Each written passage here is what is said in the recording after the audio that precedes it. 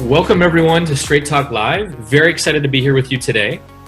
And today we're going to be focusing on the 4 critical skills needed to survive the impending unemployment crisis. And so first I want to introduce me and my co-host Af. So my name is Rick Snyder. I am the author of Decisive Intuition and the CEO of Invisible Edge, an executive coaching firm where we coach top Fortune 500 companies, and also all the way to Silicon Valley startups and everything in between. And I'm joined here by my amazing, esteemed colleague, Af. Af, you tell us a little bit about yourself. Sure, absolutely. Welcome, everyone. Good to have you back on this Straight Talk Live session that we're so inspired and energized about. So Af Malhotra is the name. Many of you know that I'm the co-founder of a company called Growth Enabler. Growth Enabler is disrupting the way insights get to the Fortune 500, S&P 500 companies using AI and a very powerful marketplace that is probably very relevant in today's crazy world that we live in, because people are moving more and more to digital. One of the other things I want to mention is that I spent most of my life in the corporate, so led teams, and I came out of the corporate, built a venture capital, invested in a bunch of companies, some successes, some failures, got loads of scars to prove it. And I built a company myself. So I raised rounds with investors, negotiated complex deals, and also unfortunately had to hire and sometimes let go of people. And so I've made friends with uncertainty. And I think today is all about trying to understand how we can do that better. So delighted to have you guys back again. Great. And just to give people out there a little more taste of what we're about at Straight Talk Live. So once again, this whole conversation grew out of an intuitive sense that our current business dialogue and our current landscape is ill-prepared for the current times. The old ways of doing things are just not working.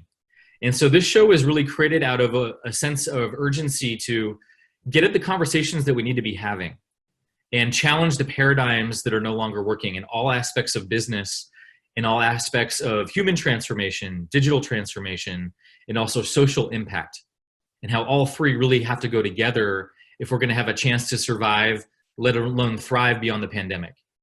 And so our 3 cornerstones of this global forum are creating a culture of optimistic urgency that compels execution. So not enough just to inspire you, but how do we actually get everyone listening to actually execute on some of these great ideas that we'll be coming up with? Another one is sourcing of practical and disruptive ideas to advance deeper and more meaningful dialogue that impacts transformations in business and in society. And lastly, to build a community of maverick thinkers, industry influencers, and policymakers, and the business leaders of tomorrow. And you're who we're looking at. So without further ado, I also want to introduce our special guest, Ken Brotherston, who's the managing director of TALiNT Partners. And in Ken's early career, he had board positions at Robert Walters and Korn Ferry International, as well as the HR director at Fidelity Investments. He was chairman and financial recruiter Morgan McKinley and the technology platform The Job Post. He also serves on the recruitment and development committee of Oxfam. So Ken, welcome to Straight Talk Live. Thank you, it's good to be here. My first question to you, let's dive right in, is first of all, given your position in the HR space, the recruitment space, what are you seeing right now in the employment landscape? Like what's, at this point in the pandemic cycle, what are you seeing? What's surprising you? What's maybe even catching you a bit aghast right now? Yeah, I mean, I think it's if we sort of take our, I guess, empathy and understanding of people whose lives have been, either lost or fundamentally changed by the pandemic, and kind of recognize that, because I think that, that is the most important thing in everything that's happening right now. But looking at it from a talent landscape, our business sits in the middle of the talent ecosystem, and what that means is we engage with employers, large and small, all over the world, with kind of traditional, recruitment agencies who are a huge supplier of talent into organizations. And that's everything from small niche agencies to some of the world's largest staffing solution and kind of gig platforms. with a whole range of different technology providers, and then with a whole range of other sort of outsourced providers of talent, who also in the last 10 or 20 years or so have become a huge component in how organizations find and keep the people they need. So we sit right in the middle of all of that.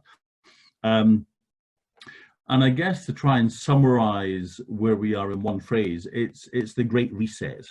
You know, in a unbelievably short space of time, COVID-19 has kind of almost brought economies of the Western world to a screeching halt.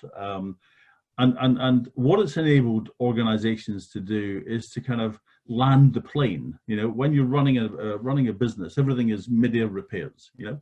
And actually what's happened now is organizations, in ways that they completely didn't expect, have been able to kind of land the plane.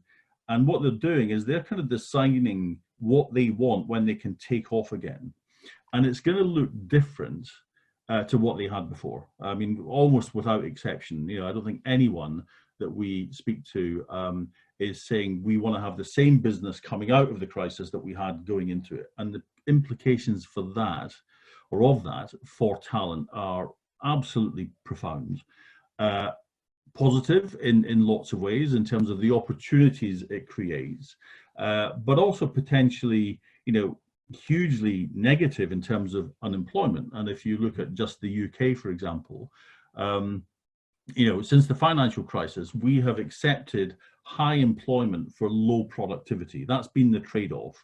If you look at France, they've tended to go the other way. They're a more efficient economy than the UK. They're more productive, but they have levels of unemployment that you know, causes them some issues socially. Whereas, as I say, the UK has taken a different approach. I think what will happen is you will see that change quite dramatically. I think CEOs will look at what they need coming out of the crisis and what's available to them in terms of things like AI and robotics and automation. And they will have a chance to make big strides in how they adopt those new technologies. And as I say, that will have implications for their productivity. It also has implications for you know, employment in the UK. So the opening slide talked about the impending unemployment crisis, and I think sadly that that will be the reality. I think there will be great social dislocation over the next few years. You know, anyone that talks about a V-shaped curve is wrong. You know, there is no way you take a gouge out of the economy in the way that this pandemic has done, and you recover from that overnight. It's going to take months and months to get back to any kind of stability, and years to get back to where we were before. I think people are, you know, kind of understanding that now, and that, you know, that presents some, you know, really big challenges. So I think what we try and tune into is, okay, if this is the reality now, you know, what can organizations and people do to respond effectively as things start to get back to some sort of normal level or a historical level of activity. And, you know, the skill sets required will be different. You know, there's lots of evidence that says, careers are made up of three things: qualifications, experience, and personality, and an abundance of one doesn't offset a shortfall in another. But there's an awful lot of evidence now that says, you know, academic qualifications are a very poor predictor of successful careers. There's a guy called Professor Robin Shattuck that you may have heard of in the news. He's the UK's great hope for finding a vaccine. And he was interviewed in the newspaper a couple of days ago. His A-level results were DDE. So the guy that we, now I know that's a sample of one, but nevertheless, it's an interesting sample. You know, the guy that, you know, we're relying on to find a vaccine was a failure at school, you know. So, and I think employers are increasingly aware that what makes successful employees is not A-level results, it's a whole load of different attributes.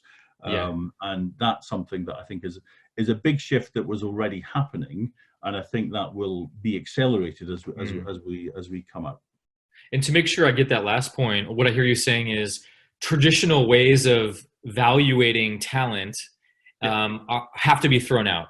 And they're already accelerating in these certain ways where traditional education, traditional training, it's more about how do people think laterally? How do they think intuitively? How do they get creative and problem solve and be a better team player and empathic with their team, if you will. And some of those skills are some of those soft skills that maybe were judged in the past are really getting more limelight than before. Is that your point of view? Absolutely. Things like adaptability and perseverance. They are far bigger predictors of career success than A-level results. So it's those types of skills. Empathy. And again, if you think about how the economy may be reshaped, I would like to think, and I very much hope, that empathy will be a much more important quality than ever before. I'd like to hope that just as a human being, but also as a kind of defense against automation and AI. AI has many things, but empathy, I think, is still some way off. So I think people developing that as a skill is something that will A, be good for society generally, and B, help them get better jobs and stay in employment. Excellent. What is your biggest concern right now in the short term? Like just right now, we're at in the pandemic journey, knowing that there's so much unknown to come. What is your biggest concern in the landscape right now? That the unemployment numbers just go through the roof, and it's millions and millions, particularly youth unemployment, and the implications for that as a society are very worrying. I think also from a diversity and inclusion perspective, we're doing some other work literally this week where we're asking employers about their hiring priorities, and we're doing the simple kind of Eisenhower matrix of what's important and what's urgent. And the thing that seems to be slipping down the agenda in terms of urgency is diversity and inclusion. It's still seen as important, so if it's in that four square matrix, it's in the box that says important but not urgent. Whereas before it would have been seen as urgent and important. So I think and again, when you think about that as the implications for that as a society, that's quite concerning. So I think things like youth unemployment and the focus on diversity and inclusion, if unemployment doesn't bounce back reasonably quickly, that would be my biggest concern right now, because once that becomes kind of hard baked into an economy, it's very difficult to get out of it. You're then talking about 10 years, not 3 or 4. So I think that's the that's the big concern. And I think, to be fair, governments are very aware of this, and I think they're going to try and spend their way through it as much as they possibly can. So I don't think I'm picking up on something that hasn't been identified already as a big issue. Ken, it's interesting to hear you talk about. You gave that example of the scientist, right? Who's got the D's and whatever the grades were. Maybe he's a friend of ours, and it's interesting. We have loads of academics who join these calls. We have some students from different universities who also jump on. In fact, next week we're speaking to the head of the MBA program at a week after next at UCL, Prof. Jim Berry. And it's a controversial topic, and we'll come to that later, because it's all about trying to work out whether the MBA is your fastest depreciating asset. And of course, he's got an opposing view, I'm sure. So just want to touch on a couple of things that I'm sure you're observing with your agency. The two scenarios. Let's take the UK, because we're in the UK, two of us. One of us is in the US, and we'll touch on the US in a second. We love our US brothers as well, and sisters. So in the UK, there's all sorts of speculation around what the unemployment rate might end up being. And having looked at and researched all sorts of different data points, from what gov.uk says to what ONS is saying, the Office of National Statistics, to what others in other agencies seem to be thinking about, UK unemployment. Let's assume worst case scenario that we can see right now is by Q2, so quarter 2, will be at somewhere between 8 and 10% of unemployment. And it's assuming that it will jump back and will go to 8.5% and then 7 and 6, and it'll get better and better and better. So let's take that as a believable scenario for a moment. And people on this call are thinking, well, that's okay. Less people are going to be out of jobs. It's going to sort of get better over time. But there is a lot of debt, not financial debt, but legacy skill debt that you will carry with you if you don't take this time out to restructure or reset, which is a great word, your skill base. So if you don't go out and start learning new things, hanging out with the right people, going into new ecosystems, and pushing your intellect and your way of thinking to a whole new level, you run the risk of being part of that percentage, even though it might start to get better, right? In the US, in contrast, they're saying 15%, 20% unemployment. It's a different sort of a system, but these are worrying and scary numbers. And all three of us on this call right now are entrepreneurs. Mm-hmm. We make money by building businesses and monetizing on the back of that. And we do good work on the back of it, or we freelance, we do whatever we do. Some people on this call are in jobs. They're probably employed, but they may be worried that they may not be employed if things get worse. What do you say to those people on this call who are thinking, well, A, there could be one cohort that says, I'll be fine, the numbers don't look as bad as the US. That's one cohort. The other who's a little bit more anxious and worried and thinking, crikey, I might lose my job in the next 2 quarters. What would you say, very pragmatic, practical view here, Ken, what are you going to say to them? What should they be thinking about here? I mean, I think in some ways it's hard to answer that question when it's when you're talking to a large group. If it was if it was an individual, that in some ways that's an easier question to answer. But coming back to what we touched on earlier about what are the employable attributes that are going to be most in demand, even before the COVID pandemic. I wrote an article just before Christmas about the UK election, where no one talked about the impact of technology on jobs. I mean, it just didn't come up from any of the parties. And extraordinary.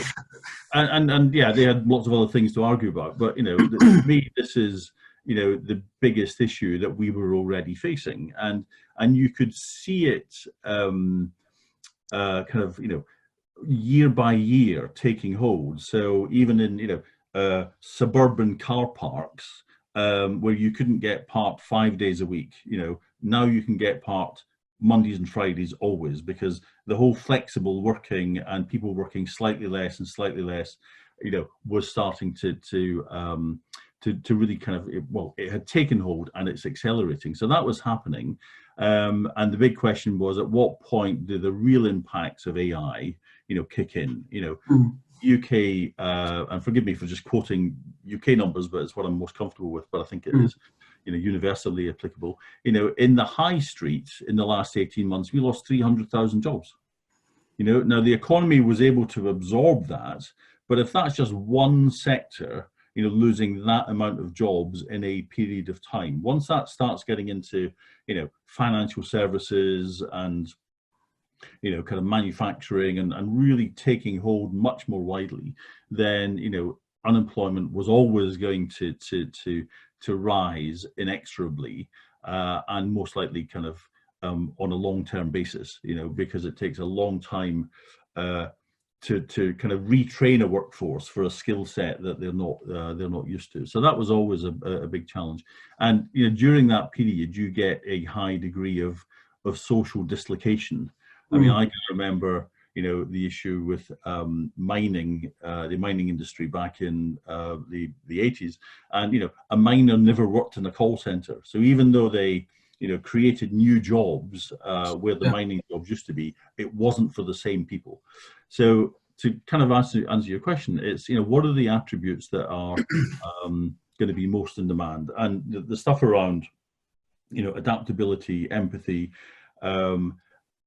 and I think being aware about how to use technology So that's not the same as being a technologist. That's not what I'm talking about. But how technology can be deployed, how could it be used effectively, and also how you use data to make decisions. Now, on a kind of technical level, that's obviously data analytics.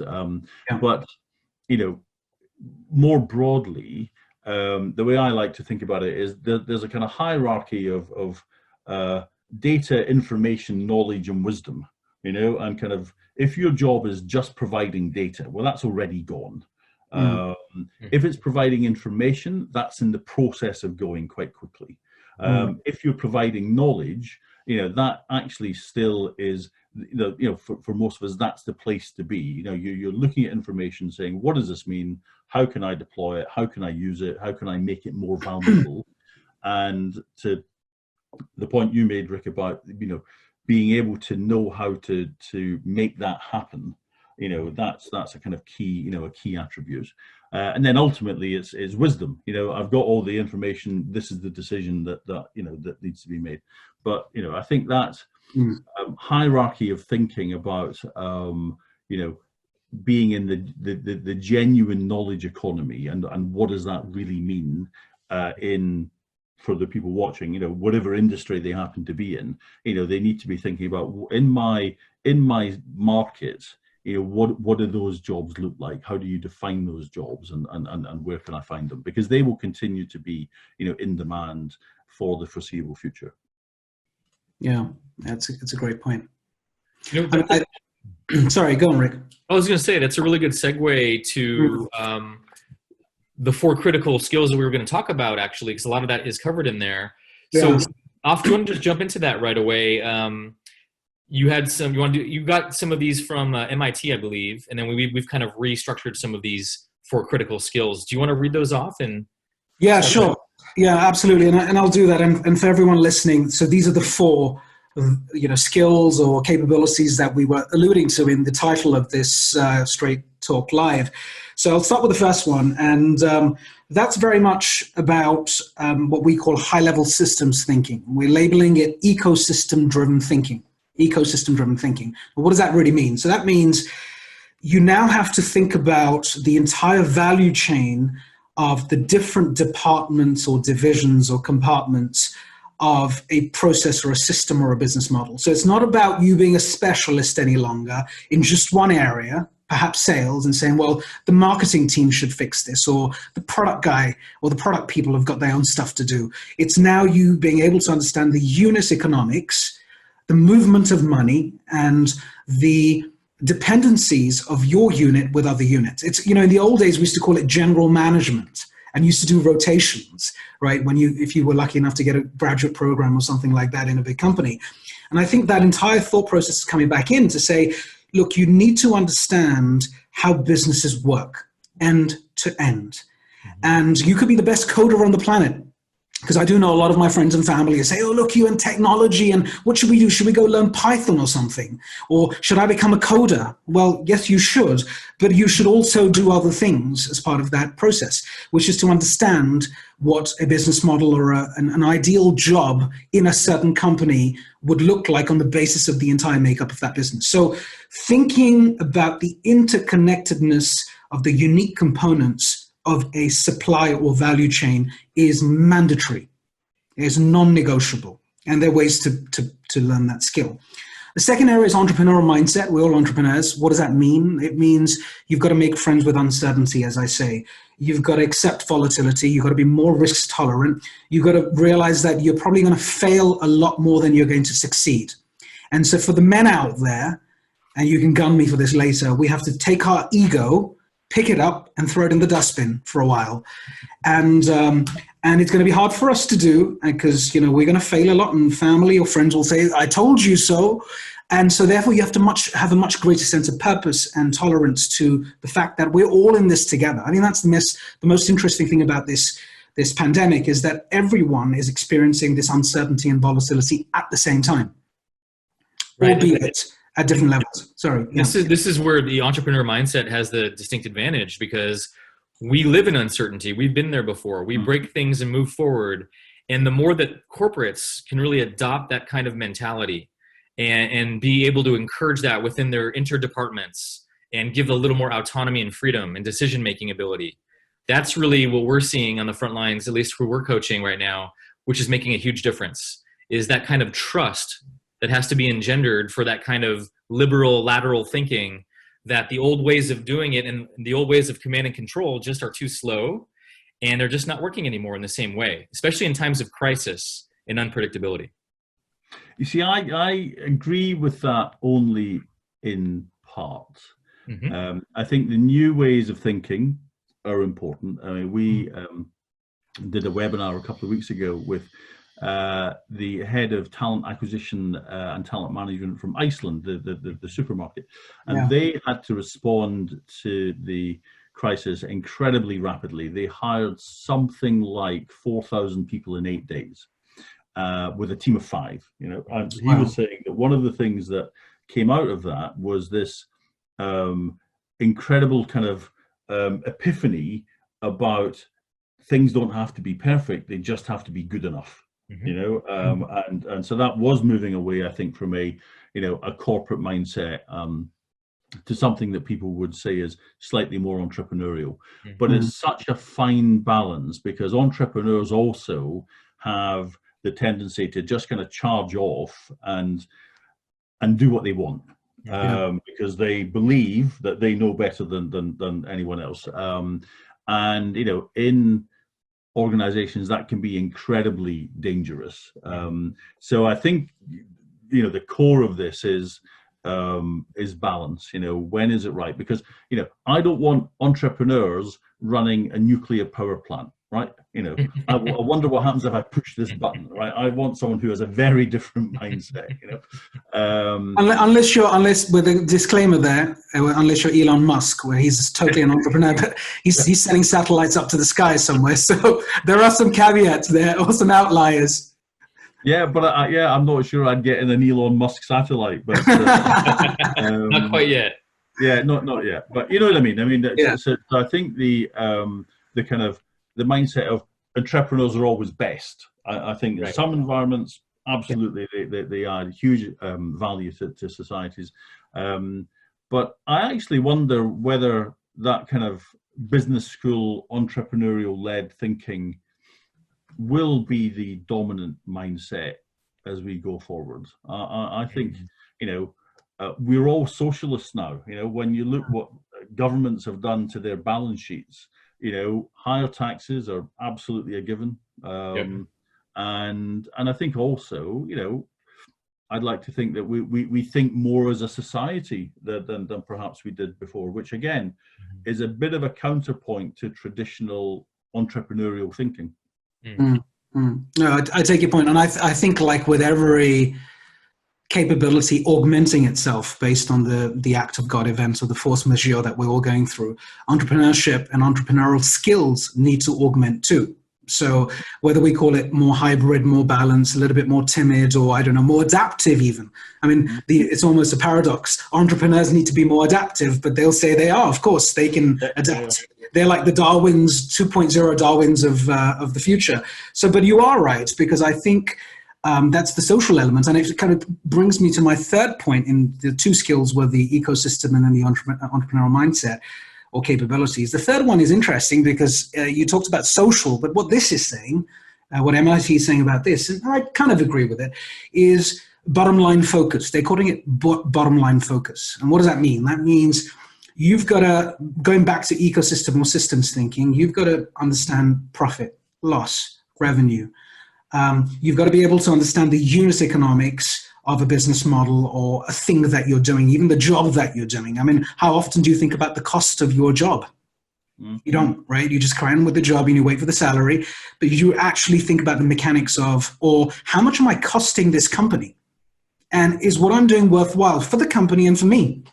And those sorts of questions now need to be asked in terms of mass satisfaction and a sense of purpose that comes from what you do, which will have a positive effect on everything else that we're doing in a more socially centric world that we live in. So bottom line focus is, it's interesting, is a lot to do with also digital, accepting that new business models that are digital, that will require you to be at home or in an environment that's not work, and have a laptop opened up on multiple devices and loads of screens and videos going off, and you're listening to a webinar whilst you're doing something else and coming back to the webinar and all of that sort of good stuff that millennials or, you know, the Gen Alpha that's coming our way do it like really easily. That bottom line focus has to be, you have to train yourself on it, you know, do some courses, educate yourself on it, understand the financial implications and the models that keep the systems thinking working, right? And the fourth area is ethics-driven leadership. Now, this is all about not doing those naughty deals anymore, not going out of your way to say, hey, I can hire, but I'll just fire as well, you know, and just having a sense of compassion that as human beings, we actually do. But I think a little bit of the overdose and excitement of capitalism has taken that compassion away from us.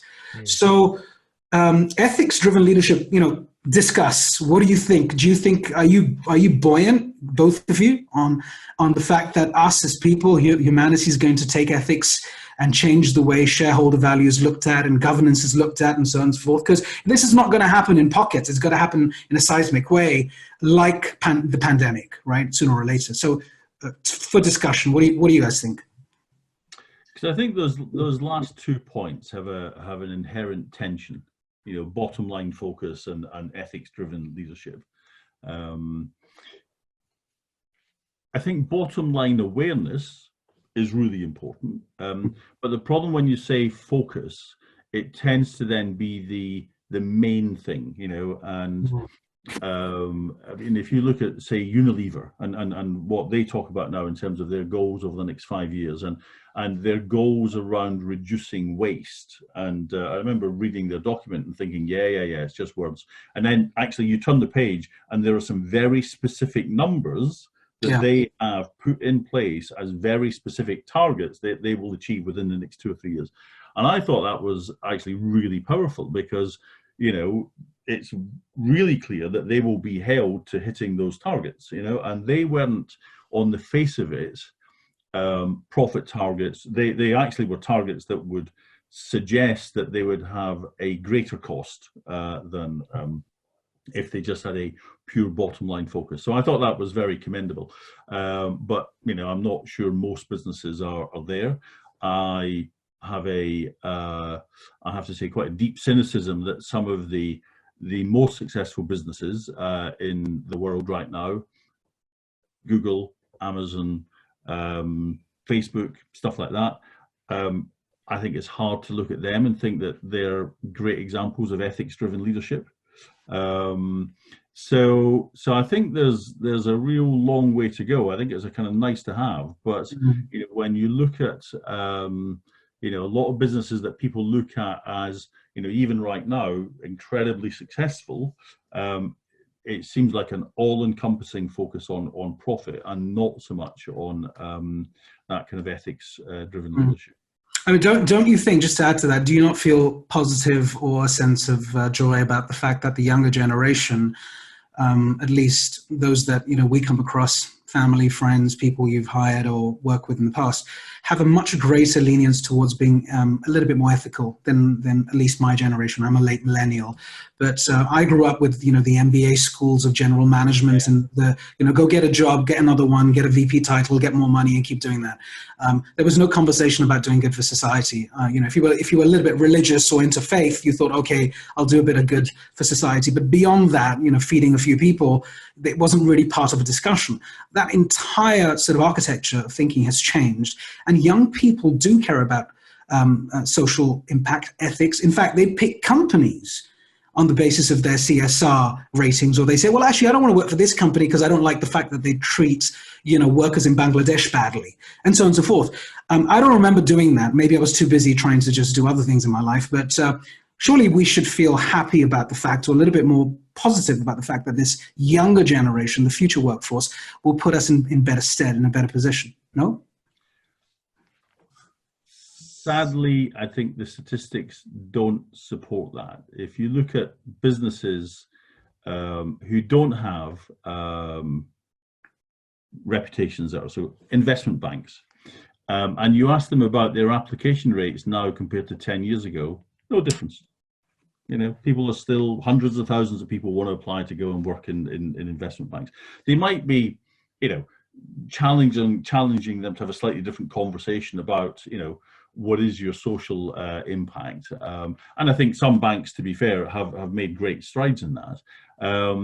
But it's not, I've never seen any evidence that says a bad company that is very successful, and I use bad as quite obviously quite an extreme term, you know, if they're still able to get the people that they need. A friend of mine does some hiring for one of the big cigarette companies, and actually she said, she was saying something quite interesting. She said, young people, easy. She said, baby boomers and kind of older millennials, really hard. So again, you know, that's a sort of one example, but it was quite striking that, you know, her view was, you know, attracting a younger cohort into a company that still makes most of its money from cigarettes was not that hard, whereas someone a bit older who had perhaps lost a relative or parent, you know, because of smoking, that actually was a harder sell. So, so I think it's as a kind of broad trend, I kind of agree with you, but I think equally older people, you know, social impact for them is also very important, you know, much more important than it was 10 or 20 years ago. So that certainly does give me, I'm sounding perhaps more pessimistic than I actually feel, but I think as a sort of general trend, it's going in the right direction, but it's not a given that we're going to get there. Here's where I see it a little bit differently, Ken, is when I think about the time of the economic crash in 2008, we didn't see CEOs giving up their salary pay cut, and we didn't see certain actions that were happening right now. So I see a whole nother level of ethics, and whether it's people feeling the social pressure to do that, or some people actually volunteering to reduce or even give away their salary, the highest level CEOs. To me, that's at least a symbol of a way of being together in this that I never saw before. And I would say that's tactics, not ethics. If it was ethics, they wouldn't be getting paid $25 million a year in the first place. Yeah, I agree.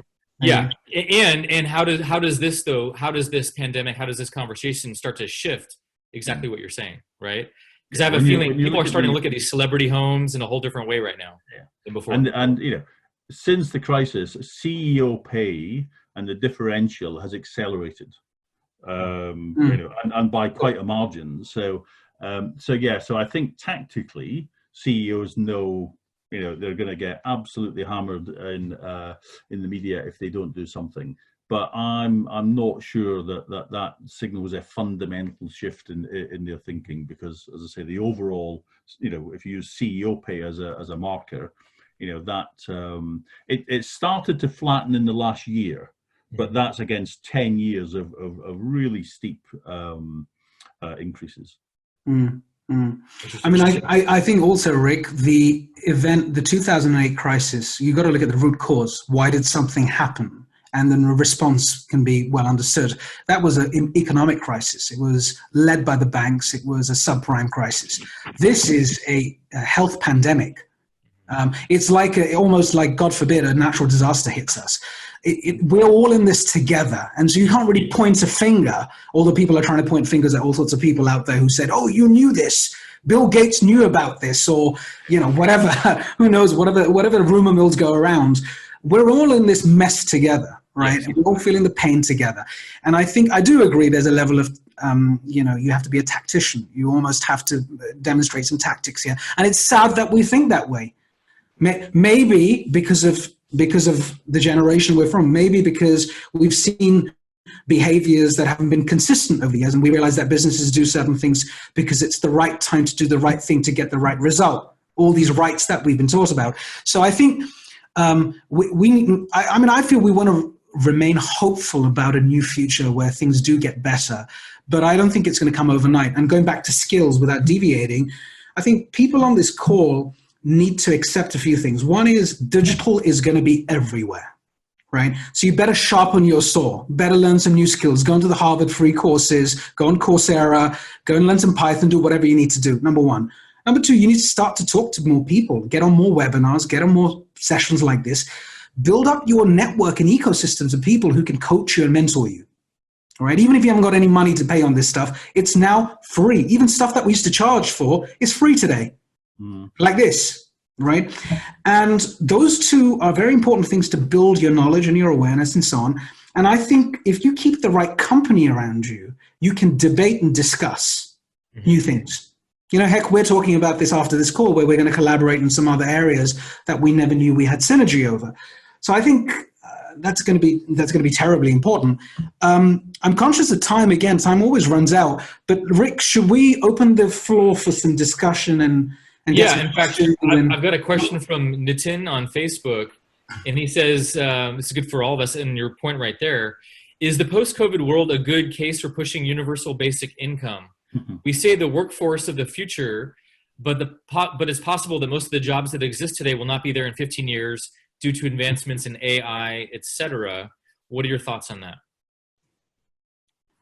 Ken, do you want to go first, and then we'll try and chime in? Short answer, yes. I think there was already something going on with that anyway. I think whether we call it UBI or something else, I think people will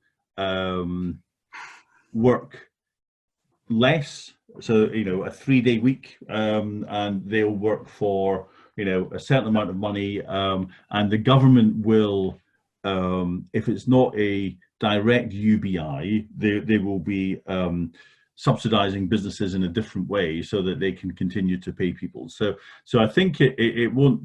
I think UBI is a very kind of blunt instrument, and I think kind of philosophically, I'm not sure many economies are really ready for it yet.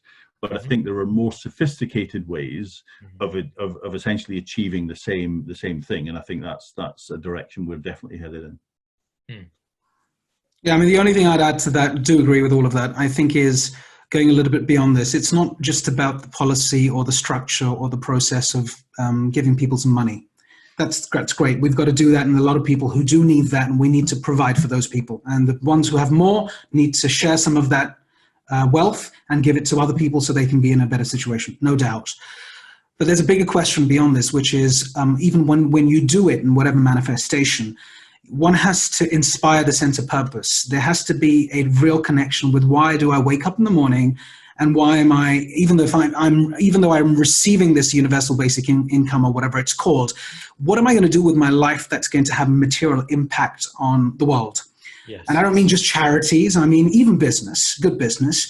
And building skills, resetting yourself has to be a part of any sort of a scheme moving forward. It can't be just take some money and we've done our bit, government. No, it's got to be about getting people ready for a 3.0, 2.0 world that we're embracing or coming across. You know, I agree with this 100%, that if I think of Maslow's hierarchy of needs, if I'm just given money by the government and I'm not connected to my highest values around what do I want to use that toward, then I'm just going to piss it away.